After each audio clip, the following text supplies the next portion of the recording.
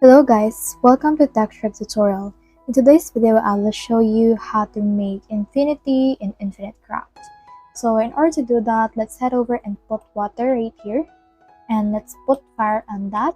We have steam. Now on this steam right here, we have here let's put fire and we have engine. Now on this engine, let's add another engine. We have rocket.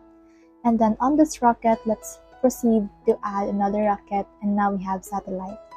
Now, since we already have satellite right here, next thing we need to do is to just put water below that, put another water in order to create an element, and now we have lake. Now for this lake, let's merge them together and now we have Google. So since we already have Google right here, let's merge and put another Google and now we have Googleplex. So since we have that, let's put fire on the Googleplex and now we have infinity. So that's the whole process. If you have any questions, just comment them down below and we'll try our best to answer. Thanks.